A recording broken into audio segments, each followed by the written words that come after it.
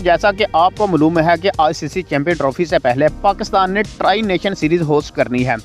इस tri nation series में पाकिस्तान के अलावा न्यूजीलैंड और साउथ अफ्रीका की टीमों ने हिस्सा लेना है।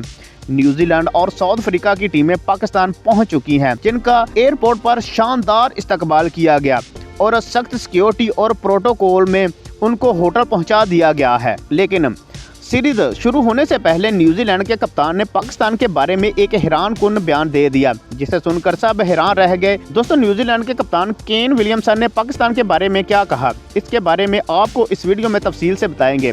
लेकिन वीडियो में आगे जाने से पहले आपसे गुजारिश है कि वीडियो को एक दिल से लाइक और हो सके तो चैनल को सब्सक्राइब भी कर ले। दोस्तों, जब न्यूजीलैंड की टीम को एयरपोर्ट से सख्त सिक्योरिटी में होटल पहुंचाया गया तो उसके बाद न्यूजीलैंड के कप्तान ने एक इंटरव्यू में पाकिस्तान के बारे में हैरानकुन बयान जारी किया। न्यूजीलैंड के कप्तान ने कहा कि जिस तरह का प्रोटोकॉल हमें पाकिस्तान में मिल रहा है, इस तरह का प्रोटोकॉल आज तक हमें किसी दूसरे मुल्क में नहीं मिला। सिक्योरिटी की गाड़ियां हमारी गाड़ी के आगे पीछे चल रही थी, जिन्हें देखकर लग रहा था कि हाँ, यहाँ कोई परिंदा भी पर नहीं मार सकता।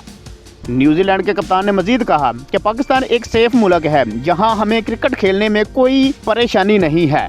न्यूजीलैंड के कप्तान ने मजीद कहा कि हम अपने उस फैसले के लिए भी शर्मिंदा हैं जो कि हमने कुछ अरसा पहले किया था, जब हम मैच से कुछ वक्त पहले पाकिस्तान से सिक्योरिटी का बहाना बनाकर चले गए थे। हमें ऐसा नहीं करना चाहिए था। हम अपने उस फैसले के लिए शर्मिंदा भी हैं।